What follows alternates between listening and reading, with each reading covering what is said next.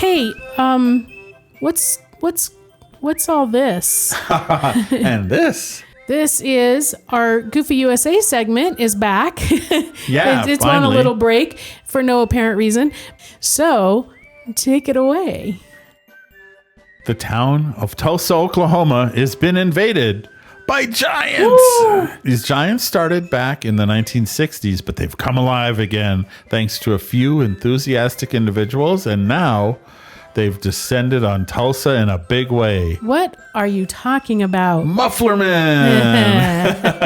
These giant fiberglass folk are making a huge resurgence in Tulsa thanks to the passion of Mary Beth Babcock, whom we've met. Yes. The Muffler Men were originally intended as advertising specialties to bring people to a business. And we have a full story about the history of Muffler Men, which you can read at our home on the web, linked in the show notes, maybe a QR code somewhere.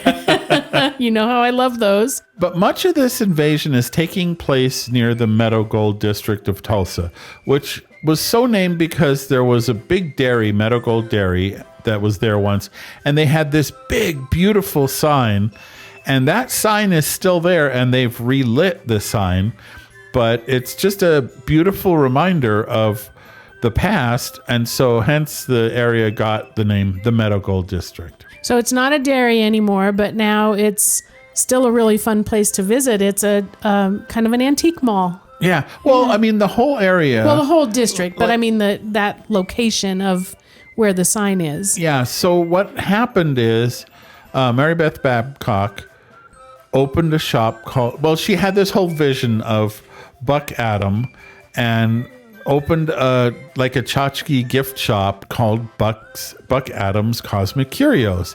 And it's all kinds of cool little gifts, including you can even have your own take-home Buck. Yeah, in various versions. Yeah, they have various versions. Yeah, there's bobbleheads and stuffies and all sorts of things. So the idea is that Buck landed to help revitalize Route 66, and he really has. He really has. So Mary Beth started her souvenir shop in an old Pimco gas station, which was perfect, right? She came up with the name Buck. Her story is that Buck was a space cowboy.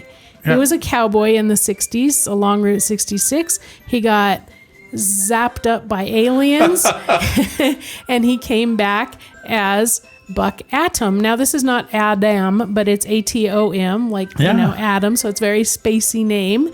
And that was her store to start with. And then it got better. Yeah. So anyway, working with Joel Baker from American Giants, he owns all the Giants that are on display in Atlanta, Illinois at the American Giants Museum. Mm-hmm. And he collaborated with Mary Beth and another gent, Mark Klein, who owns Enchanted Castle Studios in Virginia.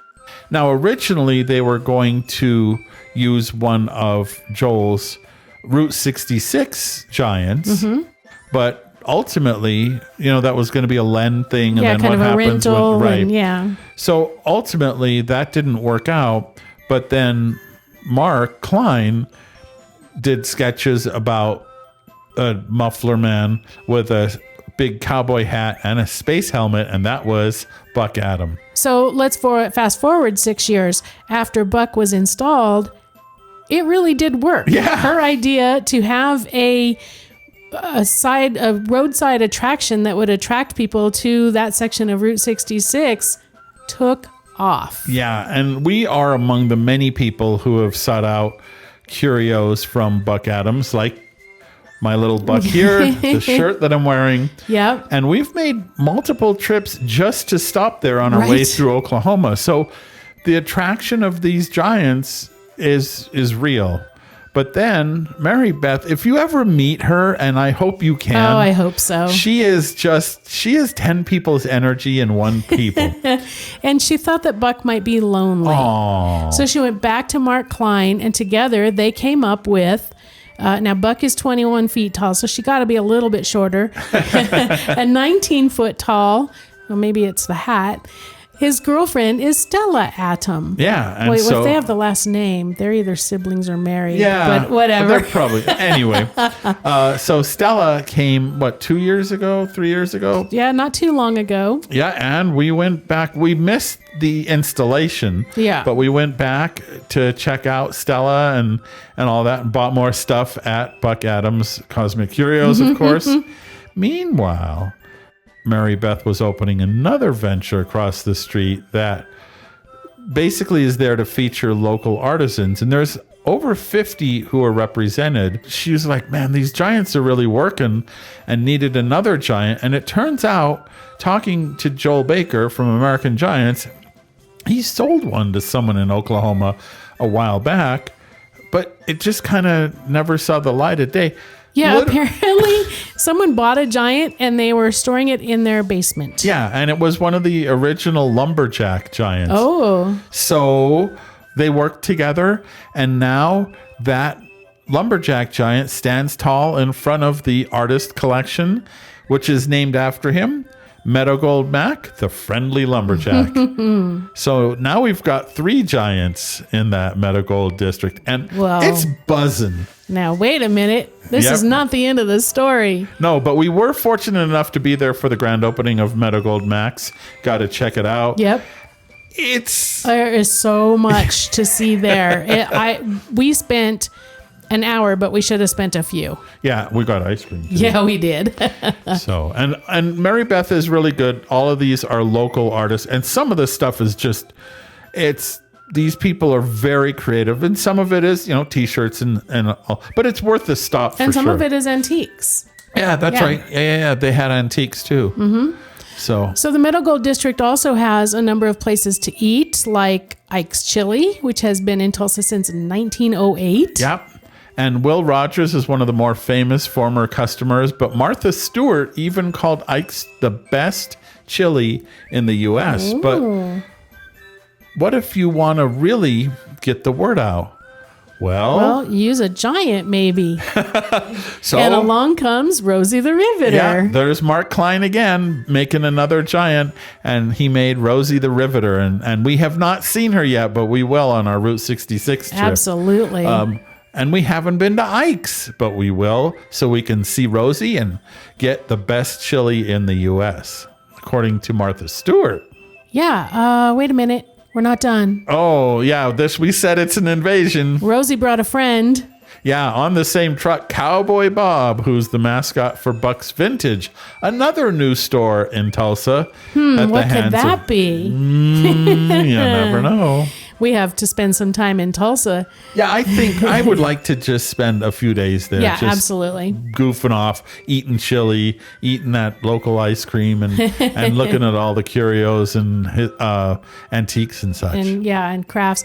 So these American Giants are proving the value of these huge fiberglass friends. It's just as significant now as it was when they first started popping up on Route 66. Now, we watched an interview with Joel Baker and Mary Beth, and we'll put a link to that in the show notes. But one of the things that Joel said is that the local officials have really been a part of embracing these giants coming in, and the result is a lot of tourism. Yes. And so it's just worked, and it shows what can happen when the local planning folks are a part of understanding the value of these giants. Absolutely. Because the giants have absolutely brought people to the Meadow Gold District again. It was kind of an old, tired part of town, and now it's an exciting, revitalized part of Route 66 there in Tulsa. So and as Joel said, sometimes a person like Mary Beth will have a really great idea. An artist will be willing to help with that idea, and then the city council has 15 different views, and those ideas get squashed. Yeah. Fortunately, in Tulsa, the city council is very much into having Route 66 revitalized, and Mary Beth is helping that along and we've in a big way. Yeah, and then we've also shared that we visited the Muffler Man Museum in Atlanta, Illinois, and again, another example of the local establishment saying, oh, this is a good idea. Let's do it. And we visited multiple times. And again, Joel's Muffler Men are there at the Muffler Man Museum, but they already had the hot dog Muffler Man. And we met Lumi, who is a lady at one of the local restaurants. And if it had not been for Lumi, we would probably not have gone in there. But my gosh, we've gone back multiple times. Oh, that is a great restaurant. Oh my gosh, yeah. Lumi did not steer us wrong. No, she didn't. And I would imagine Rosie the Riveter wouldn't steer us wrong about Ike's chili. I mean, if it's been around for 100 years, it's got to be good. Right? So. Well, these oversized people continue to be a great way to advertise a business. But you know what else they are? They are Goofy USA.